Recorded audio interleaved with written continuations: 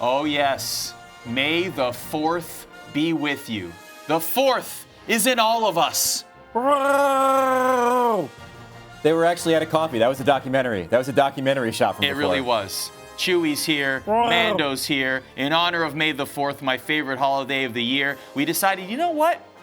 All of the NHL playoff teams, they've got the 4th in them as well. So we're going to equate the playoff teams to Star Wars characters. That's correct. Can you do the Phil Kessel run in 982 parsecs? Of course I can, man. It's like bullseyeing womp rats back in Beggar's Canyon. Exactly. All right, why don't you get things started? Playoff teams, which ones are you going to start with? All right, I'm going to start with the Tampa Bay Lightning, my Mandalorian friend. The Tampa Bay Lightning, of course, are like Luke Skywalker, conquered in the past, but tired and needs a break. And also, they're losing a hand by not having Blake Coleman, Mark Lee Gaudreau, and Yanni Gourde there anymore. Yes, still very strong, but the question is, do they still have energy? Right. Do they need to go to the mountains and recharge? That's what we're curious about. We don't know. Or that island off of Tampa. The Toronto Maple Leafs, easy one. Darth Vader. Everyone's nemesis. A loathsome villain who is secretly frail and defeated, desperately seeking redemption. I don't know if they're frail. At least not after game number 1. I mean, psychologically, they probably are. Fair enough. All right. The Florida Panthers, hyperspace. An unbelievably fast and wild ride, but without precise calculations, we could fly right through a star or bounce too close to a supernova, and that would end your trip real quick, now wouldn't it, son? I didn't know that we could choose like spaces. You could choose anything you want. Oh, okay. Anything in the Star Wars universe. Absolutely. Oh, okay. I could have picked the end credits if I wanted to here. Just the rolling credits. That's right. We didn't do that. The Washington Capitals, General Grievous. Why? Some would say more machine than man, but with little to no defense. Don't tell them that after game 1. Right. All right, the New York Rangers. Who else? Baby Yoda. Because they have one extremely good skill, Igor Shesterkin, and they are still trying to fight even though they were a little too young for it. I'm a fan of that one. Maybe because I wrote that one, but nevertheless, big fan. How about their first round opponents, the Pittsburgh Penguins? Oh. Palpatine. Why? The most powerful force in the galaxy, now a decaying vessel. Somehow, Evgeny Malkatine returned to the postseason. Is that why you picked that? This is yours. You picked that for Malkatine? I think this battle station will be quite operational when your friends arrive. Up next is the Carolina Hurricanes. The Carolina Hurricanes, near and dear to your heart. The Mandalorian Mando. Reliable, responsible, rarely makes a defensive lapse, offensively potent, in great shape, no nonsense. And I believe their goaltending is made of Beskar, as well as, from what I understand. It probably is. It probably is. That is the way. This is the way. How about the Boston Bruins? This one is easy.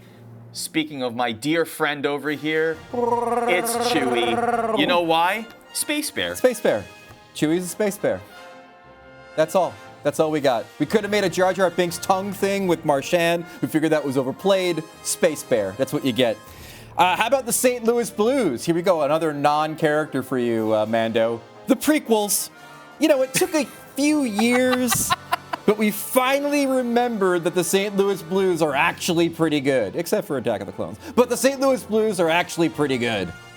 You think the prequels are actually pretty good? I am a Phantom Menace defender to the death, and I think Revenge of the Sith is a pretty good movie, and there was one in between them, I understand.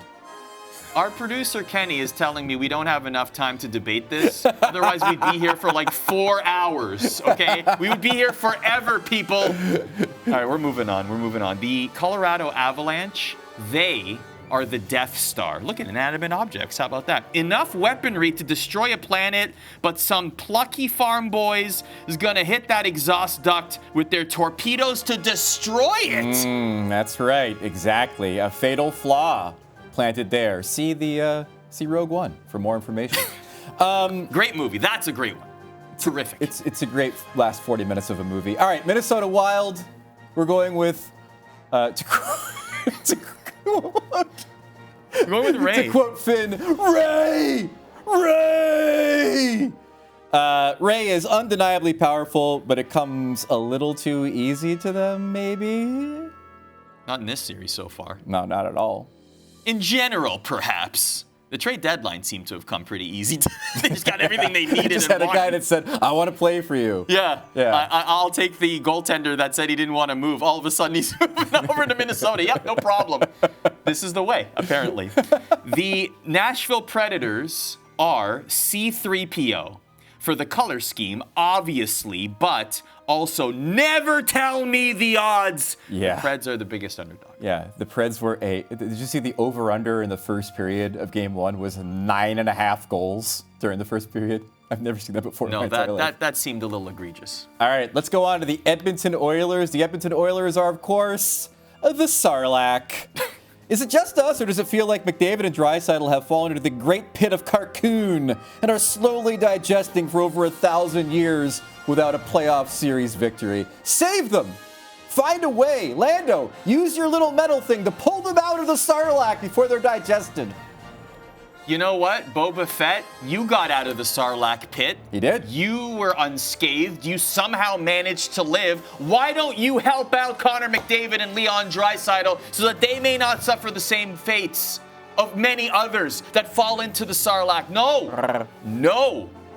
We are appreciating what we're seeing, even though it's a tough sledding so far for the Edmonton Oilers. The Sarlacc is getting closer and closer. The Los Angeles Kings, meanwhile, they are Ewoks. Why are they Ewoks? A mix of all the new, everyone just thought they were cute and cuddly and wouldn't make the playoffs until they showed their teeth. And they obviously worship the Predators as their god because he's golden. It's canon. Something like that. All right, the Dallas Stars, ladies and gentlemen, of course, are stormtroopers. There are a few really good ones, but they mostly struggle against their opponents. I'm guessing we're talking about shots here.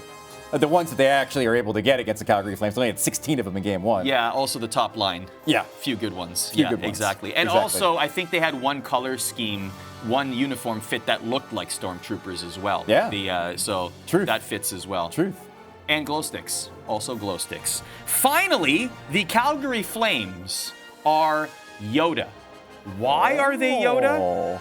More because of Daryl Sutter, a wise but curmudgeonly sage who shares his wisdom to teach a new generation of hockey Jedi. Resign Johnny Gaudreau, you will. Yes. So those are our picks, NHL playoff teams as Star Wars characters. Now, if you're wondering, yes, we did select Darth Vader to equate to the Toronto Maple Leafs, but breaking news here on The Drop, Darth Vader actually has a choice for his favorite goaltender. Listen to this. The force is strong in Bobrovsky. The force is strong in Bobrovsky. The force is strong in Bobrovsky. The force is strong in Bobrovsky.